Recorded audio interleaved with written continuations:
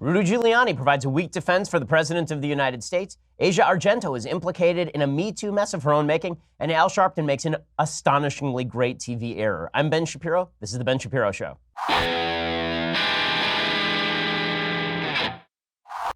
Oh, man, I hope you had a great weekend. I cannot wait to play for you Al Sharpton's weekend because it was spectacular. We'll get to that in just a minute. First, let's talk about what you are eating for dinner with your family. So, you're eating out a lot. I know you are. And you're spending so much money doing it. Not only that, you're missing out time that you could be spending with your kids cooking because it's a lot of fun to cook with your kids. Well, that is where Blue Apron comes in. Everybody in LA is using Blue Apron. People all around the office using Blue Apron because they give you quick and easy recipe options, perfectly portioned ingredients delivered directly to your door. They make dinner quick, easy, and insanely tasty. You skip meal planning, you get straight to cooking with Blue Apron.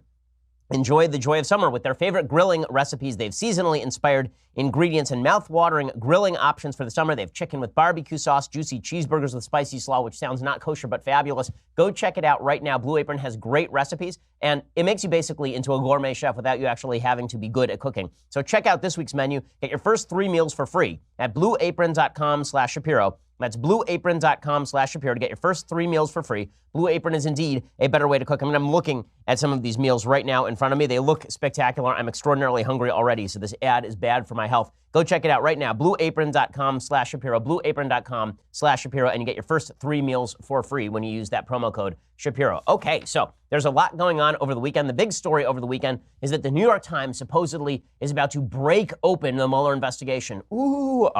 Everyone very, very excited because this new report from Maggie Haberman and Michael Schmidt, both Pulitzer Prize winners over at the New York Times, suggests that Don McGahn, who is President Trump's attorney in the White House, he's the White House chief attorney, that this guy spoke to the Mueller investigation. And according to the New York Times, this means that Trump is in for it now. Finally, Robert Mueller is going to seize President Trump in his clutches, just as the Krasserstein brothers would want. The Krasserstein brothers, for folks who don't know, are these people who have basically become famous on Twitter for tweeting incessantly about President Trump. And then they tweeted over the weekend a cartoon of a buff, shirtless Chippendale Robert Mueller, which was real weird. And then when people commented on it, they tweeted out buff, shirtless pictures of themselves, which is even doubly weird. The left is sort of obsessed with the Mueller investigation. You may get that impression. The New York Times is no exception. So here is what they write. President Trump's lawyers do not know just how much the White House counsel, Donald F. McGahn, told the special counsel's investigators during months of interviews, a lapse that has contributed to a growing recognition that an early strategy of full cooperation with the inquiry was a potentially damaging mistake. So at this point in the piece, we still don't know what McGahn told the investigators. Don't worry, we never will. Nothing in the piece actually says what McGahn talked to the investigators about or why it would be so potentially damaging to the President of the United States. According to the New York Times, however, the president's lawyers said on Sunday that they were confident that Mr. McGahn had said nothing injurious to the president during the 30 hours of interviews. But Mr. McGahn's lawyer has offered only a limited accounting of what Mr. McGahn told the investigators, according to 2 people close to the president. That has prompted concern among Mr. Trump's advisors that Mr. McGahn's statements could help serve as a key component for a damning report by the special counsel Robert Mueller, which the Justice Department could send to Congress, according to 2 people familiar with the discussions.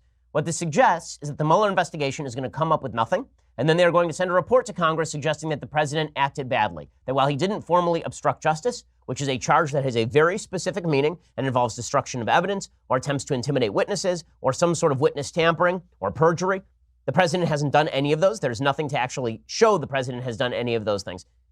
Despite that, they'll send a damning report to Congress, and then a Democratic Congress will be forced to try to impeach.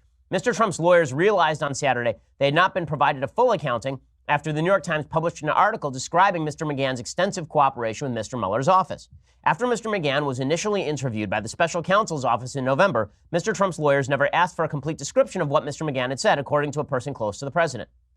All of which actually speaks to the idea that Trump didn't feel like he had a lot to fear from Mueller, right? He let his lawyer over at the White House go and talk to Mueller. He didn't have to do that. He could have just claimed executive privilege. He could have claimed that there was attorney-client privilege. He could have claimed a lot of things that would have prevented McGahn from actually having to go talk with Mueller into any of those things, which suggests that Trump doesn't feel like he really has all that much to hide. And the New York Times continues in this vein for a very long time. I mean, it's pages and pages of writing on this. And there's really nothing that comes out from it. And basically, the only thing that comes out from it is that McGahn's people are sort of leaking to the press, it appears, that Trump set up McGahn for a possible obstruction charge, and so McGahn was talking to Mueller. That's the suggestion in the actual article, is that the only thing of relevance here is that McGahn felt pressured by Trump, and therefore he went and talked to the investigators. So here's what the New York Times says. In its article, the Times said Mr. McGahn had shared detailed accounts about the episodes at the heart of the investigation into whether Mr. Trump obstructed justice in the Russia inquiry. Some of the episodes, like Mr. Trump's attempt to fire Mr. Mueller last summer, would not have been revealed to investigators without Mr. McGahn's help. The article set off a scramble on Saturday among Mr. Trump's lawyers and advisors. The president, sequestered at his private golf club in Bedminster, New Jersey, solicited opinions from a small group of advisors on the possible repercussions from the article. The president ordered Mr. Giuliani to tell reporters the article was wrong, but Mr. Giuliani did not go that far in his television appearances. So as we'll see, Rudy Giuliani went on national TV and said the president really has nothing to hide. Apparently, Trump wanted him to go out and say that the articles were wrong in all of their major facts, which apparently was not true. In the end, is there a lot here? Not really. Not really. President Trump lashed out on Twitter. Here's what President Trump had to say about the article. He said, "The failing New York Times wrote a fake piece today implying that because White House counsel Don McGahn was giving hours of testimony to the special counsel, he must be a John Dean type rat. But I allowed him and all others to testify. I didn't have to. I have nothing to hide." Okay, so people are picking on the fact that Trump himself is suggesting that John Dean was a rat. For those who don't know, John Dean was a White House attorney under Nixon. He went and he talked with the Watergate investigators, and it was very damaging to President Nixon. But what Trump is actually saying here is, people are jumping all over him for this. He's not wrong, right? He allowed Don McGahn to go and testify. Now, people are saying at the New York Times that Trump did this basically because he's ignorant, and so he allowed McGahn to talk to Mueller. But again, so what? That's the opposite of obstruction. That's him actually allowing his own people to go and talk with the Mueller investigation. By the way, half a dozen people inside the administration have already talked to the Mueller investigation. Like a lot of people for hours at a time. And you know what? I'm not sure they're going to come up with anything. But Trump is frustrated, and I think that that's not completely off the rails. He continues along these lines. He says, they've demanded transparency so that the rigged and disgusting witch hunt can come to a close. So many lives have been ruined over nothing. McCarthyism at its worst. Yet Mueller and his gang of Dems refuse to look at the real crimes on the other side. Media is even worse. Okay, again, I understand why Trump is upset about this. He said, my lawyer went and talked to Mueller, and you guys are yelling at me for that and saying that I'm obstructing even though my guy went and talked. Again, I don't think Trump is wrong. I don't think Trump is wrong. Again, the sort of implication that Trump is trying to hide something when he allows his counsel to go and talk with the Mueller investigation is a weird one. Nonetheless, Rudy Giuliani was out there making the rounds and sort of demonstrating that Trump is upset about the media coverage. And Giuliani is just not a good representative for the president. This is one of the big problems with representing President Trump, is that every attorney who has ever represented Trump ends up being undercut by Trump. Trump goes on Twitter and then blasts out what he thinks anyway. Rudy Giuliani, however, makes things worse. Rudy Giuliani is sort of the straw that stirs the drink when it comes to media coverage. He was talking about McGahn, and he makes a good point about McGahn, and then he gets to some much worse points. Here's Rudy Giuliani over the weekend with Chuck Todd of NBC. You don't know 100% of what he testified to Mr. Mueller? I think that through John Dowd, we have a pretty good sense of it. And John Dowd yesterday said, I'll use his words rather than mine, that McGahn was a strong witness for the president. So I don't need to know much more about that. Okay, so if McGahn was a strong witness for the president, and McGahn went and talked to the special counsel, and in the end, the special counsel has to prove obstruction. The special, not intent to obstruct, actual obstruction. Andrew McCarthy makes this great point over at National Review today. Obstruction is an actual statutory crime. If you're going to prove obstruction, you have to prove that the president actually took acts designed to stop or meddle with the investigation. There is nothing to suggest he actually took these acts. He said stuff, but saying stuff does not constitute obstruction. The president has the ability to say as much stuff as he wants. He just can't commit perjury, and he can't actually engage in witness intimidation. That's not the same thing. Okay, Giuliani then goes on. He says, Robert Mueller is panicking, and this Don McGahn leak shows it. Here's where Giuliani starts to shade over into a little bit of dicey territory. It could be McGahn, and McGahn's not doing it. And he would have done it a long time ago if he was going to do it. They're down to desperation time. They have to write a report, and they don't have a single bit of evidence.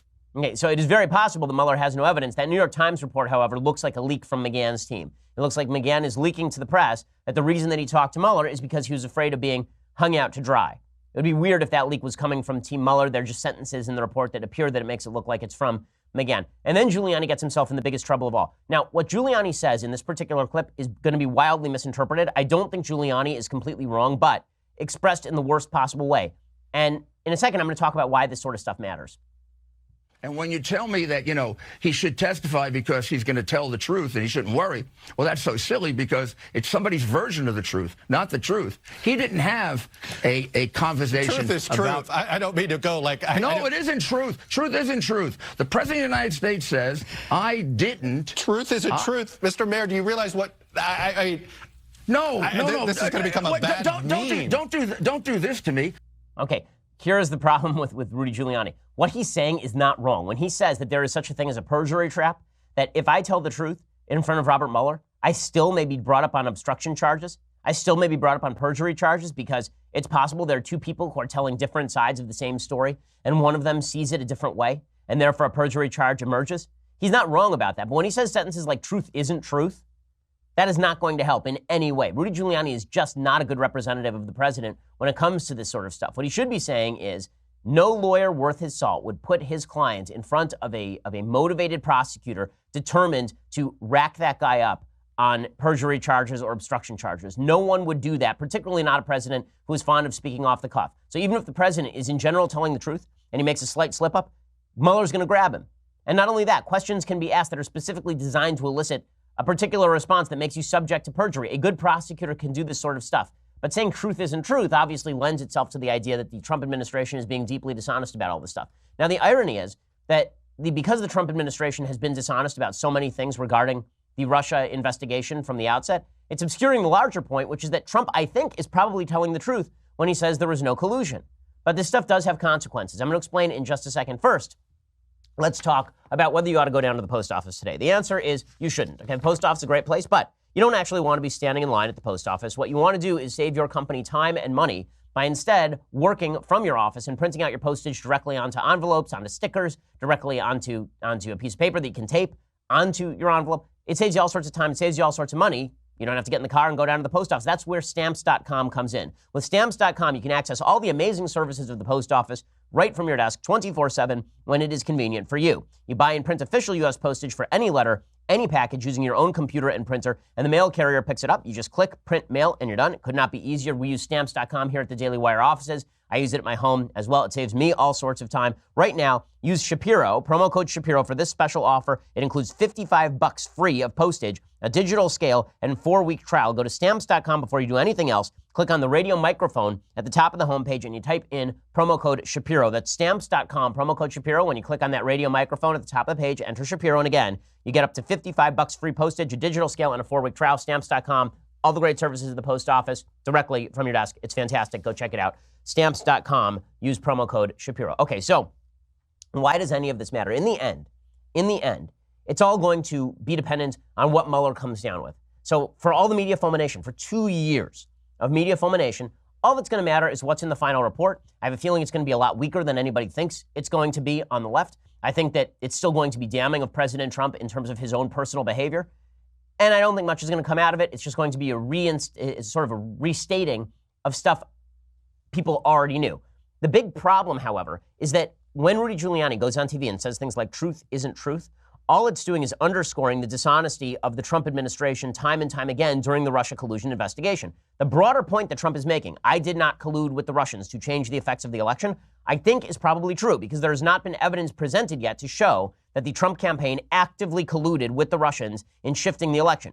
There is attempt, there is intent. That's not the same thing as active collusion and coordination to violate the law in pursuit of changing the electoral result.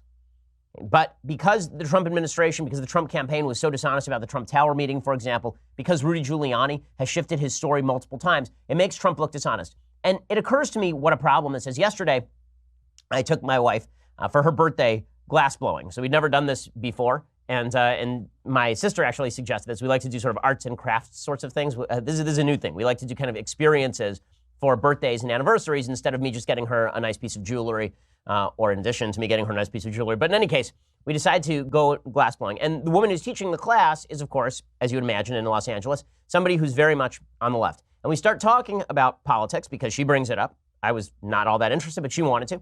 And so we started talking about politics. And she started talking about what a bad guy Trump was.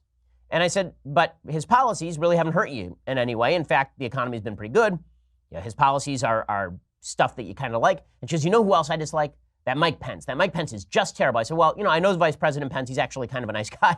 And the idea that he is some sort of grand theocrat attempting to govern you from above, I just don't think that's true. And then she starts launching into Mitch McConnell. And after a little while of this, it occurred to me, the policy just doesn't matter. When it comes to people voting, the vast majority of people vote and think based on their personal like or dislike of particular people and candidates. People don't think in terms of policy. People don't think in terms of truth or falsehood in the Russian collusion investigation.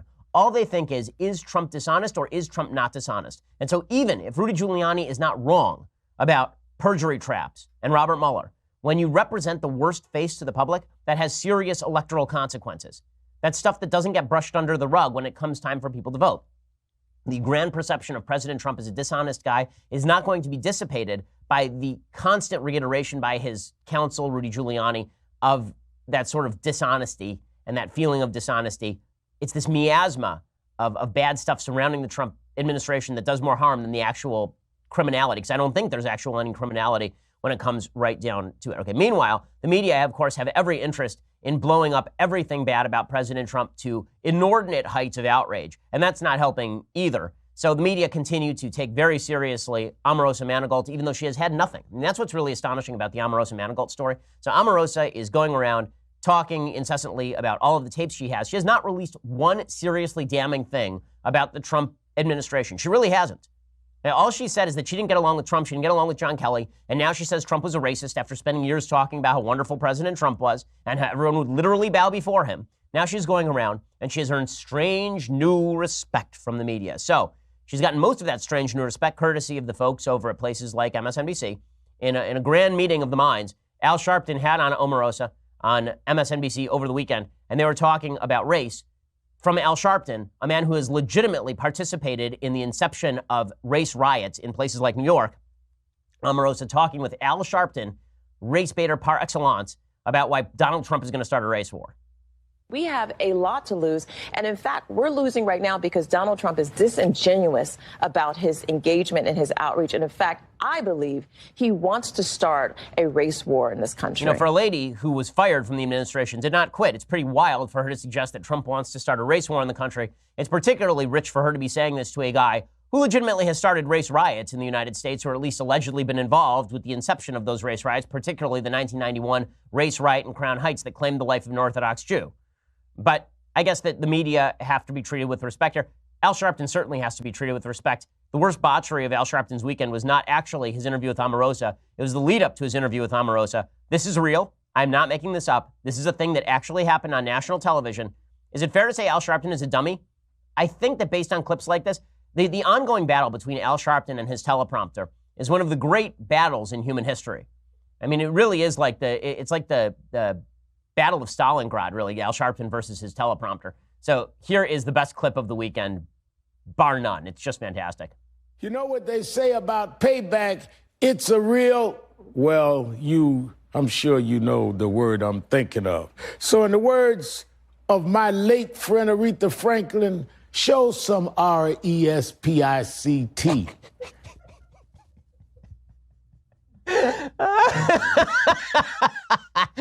Oh, my goodness. Well, you just hope that Al Sharpton is never in a position where he's on Wheel of Fortune and you have the R, the S, the P, the C, and the T, and then he has to buy a vowel. Because, my goodness, it's literally her most famous song, RESPICT.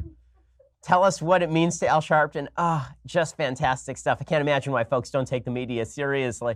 But again, the media continue to portray the Trump administration as a place in flux and chaos. They continue to give lots of respect to people like John Brennan, a guy who lied to Congress, a guy who was involved in basically smuggling classified information over to Harry Reid in the Senate so he could make trouble during the last campaign.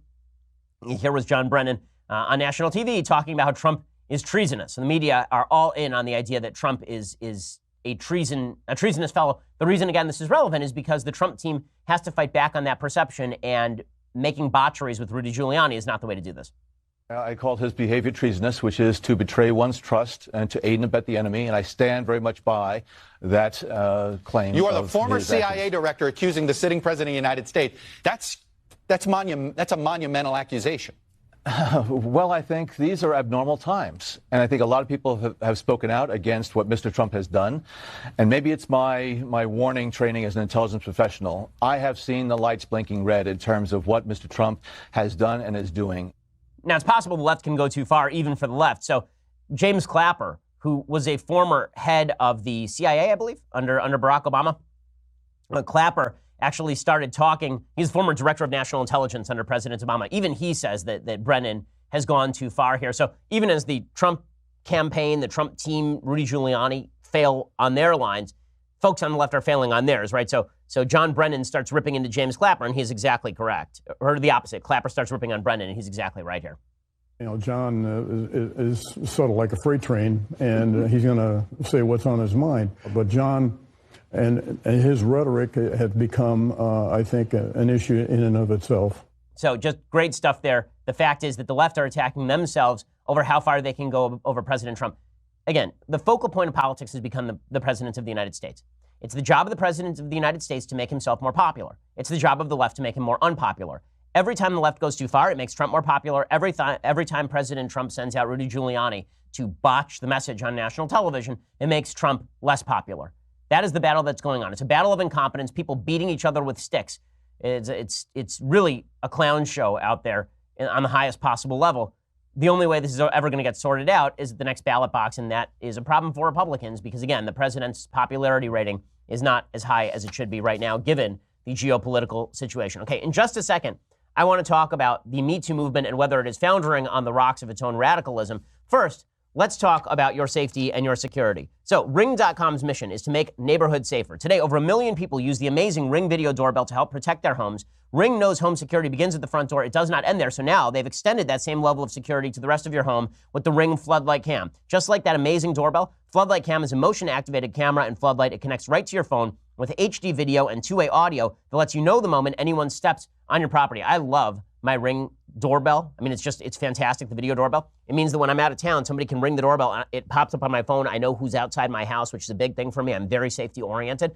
Ring.com can do that for you, except extend it all the way across your property with the Floodlight Cam as well. With the Floodlight Cam, when things go bump in the night, you will immediately know what it is, whether you're home or away. The Ring Floodlight Cam lets you keep an eye on your home from anywhere.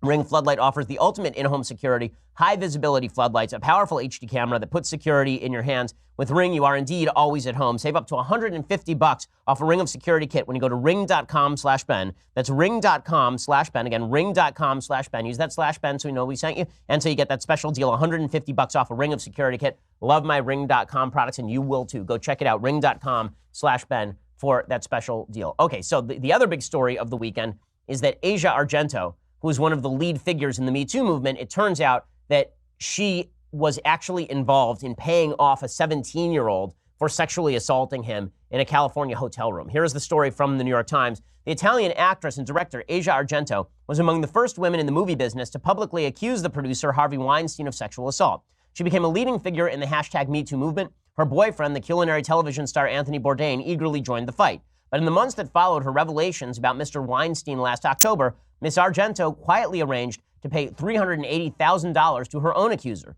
Jimmy Bennett, a young actor and rock musician who said she had sexually assaulted him in a California hotel room years earlier when he was only 2 months past his 17th birthday, which would be statutory rape. She was 37. The age of consent in California is 18. That claim and the subsequent arrangement for payments are laid out in documents between lawyers for Ms. Argento and Mr. Bennett, a former child actor who once played her son in a movie. The documents, which were sent to the New York Times through encrypted email by an unidentified party, include a selfie dated May 9, 2013 of the two lying in bed. As part of the agreement, Mr. Bennett, who is now 22, gave the photograph and its copyright to Ms. Argento, now 42. 3 people familiar with the case said the documents were authentic. Ms. Argento and her representatives have not responded to any of this. Mr. Bennett, who lives in Los Angeles, would not agree to be interviewed. As he said, his lawyer, Gordon Satro, in the coming days, Satro wrote in an email, Jimmy will continue doing what he has been doing over the past months and years, focusing on his music. Mr. Bennett is a child actor who charmed Harrison Ford and Bruce Willis, earned the nickname Jimmy Two Takes because he rarely flubbed his lines. The 2013 hotel room encounter was a betrayal that precipitated a spiral of emotional problems, according to documents. The fallout from a sexual battery was so traumatic it hindered Mr. Bennett's work and income, threatened his mental health. Ms. Argento subsequently turned to Ms. Goldberg, who's a lawyer, to handle the case. Mr. Bennett's notice of intent asked for $3.5 million in damages for the intentional infliction of emotional distress, lost wages, assault, and battery. Mr. Bennett made more than $2.7 million in the 5 years before the 2013 meeting with Ms. Argento. His income has since dropped to an average of $60,000 a year, and he attributes that to the trauma with regard to this particular incident. So that's really, really ugly stuff. Now, a lot of people are using this to try and discredit the broader Me Too movement, suggesting that if Asia Argento has been responsible for the sort of sexual battery herself and covered it up, that the credibility of some of the leaders of the Me Too movement is compromised. There's no question that her credibility is compromised, but the idea of the Me Too movement, which is that sexual assault is bad, is obviously true. But again, radicalism tends to discredit the main ideas underlying some good movement. And this is what we're seeing in politics, is what we're also seeing with cases like the Me Too movement. Speaking of radicalism, there's an article in the New York Times, again, it's amazing. The most motivated people in life tend to be the people who are radical. Those also tend to be the people who are most likely to undermine the mainstream credibility of their own message. Most people, if they move on issues, want to be moved incrementally. They don't want to have things shoved in their face. They don't want radical shifts in the way they think about things. But radicals, by nature, want to shift things radically, the way people think about things. The problem is those radicals very often end up alienating the very people that they seek to draw in. The latest example from the New York Times, there's a full article in the New York Times. I'm not kidding. It's by a person named Sanam Yar. Not sure if this is a man or a woman. The article is titled Witchcraft in the Me Too Era. If you want to make the case for Me Too, if you want to make the case against sexual assault, you probably don't want to start with witchcraft. And Witchcraft in the Me Too Era is actually basically the plot of The Crucible by Arthur Miller.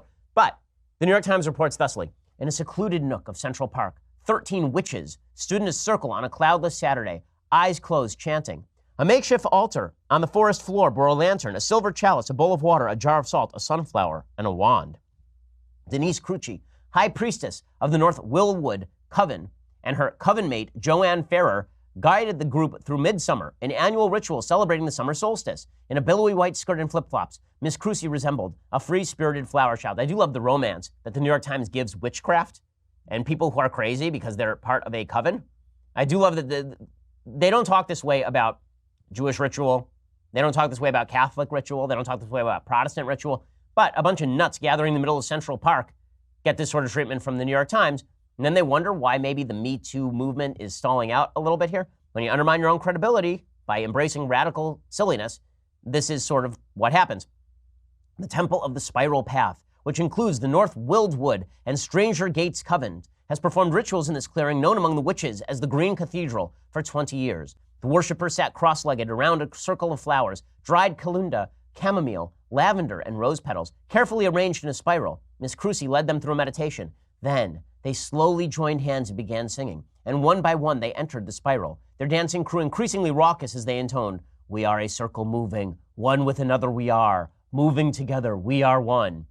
In such a large and diverse city, says the New York Times, it is no surprise that the craft is fairly accessible if you know where to look. Nearly 80 covens and pagan organizations operate in the New York metropolitan area, according to the pagan networking site, The Witch's Voice, which sounds quite awesome. Nationally, about 734,000 Americans identify as pagan or Wiccan, according to a 2014 Pew Research survey, which is fewer than the number of people who listen to this show daily. So it's not exactly like a burgeoning mass movement all across the country. Apparently 10,000 witches live and practice in New York. I don't know what it means to practice witchcraft. I guess that you ride a broom. In any case, this sort of thing is not, I think, good for association with the Me Too movement, but radicalism always tends to draw a bunch of people who are the most enthusiastic. And we're seeing it in our politics as well. So we're seeing it with the Me Too movement, as some of its leaders are some of the most morally questionable and radical people, even though the Me Too movement has some underlying good points to make.